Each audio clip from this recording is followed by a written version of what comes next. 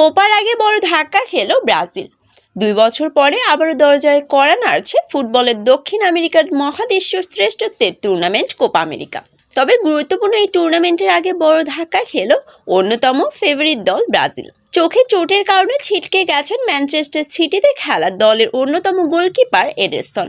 তার জায়গায় নেওয়া হয়েছে সাও পাওলোর গোলকিপার রাফায়েলকে।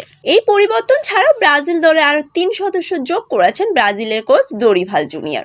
কোপা আমেরিকার জন্য 26 সদস্যের স্কোয়াড গড়ার অনুমতি দিয়েছে কর্তৃপক্ষ। তবে দোরিভাল আগে 23 সদস্য দল নিয়েছিলেন, তাই এই 3 সদস্য যোগ করা। এই 3 জন হচ্ছেন জুভেন্টাসে খেলা ডিফারেন্ট ব্রেহেম, আতালান্তার মিডফিল্ডার এডেরসন ও পর্তুগাল ফরওয়ার্ড পেপে। কোপা আমেরিকা শুরু হবে আগামী 21শে জুন, আর ব্রাজিল তাদের অভিযান শুরু করবে 24শে জুন কোস্টারিকার বিপক্ষে ম্যাচ দিয়ে। লাতিন আমেরিকার টুর্নামেন্ট হলেও উত্তর আমেরিকার কয়েকটি দলও এই প্রতিযোগিতায় অংশ নেবে। টুর্নামেন্টে নামার আগে মেক্সিকো যুক্তরাষ্ট্রের বিপক্ষে 2টি আন্তর্জাতিক প্রীতি ম্যাচ খেলবে ব্রাজিল। কোপা আমেরিকার ব্রাজিল দল গোলকিপার এলিরসন ব্রান্তো রাফায়েল, ডিফেন্ডার হিসেবে আছে এলেন মিলিতাও, গ্রাভিয়েল মার্কিউনাস, বেরার্দো, দানিলো ইয়াতকৌতি, ওয়েন্দেল বেমের, গিরমেল্লো আনালাল।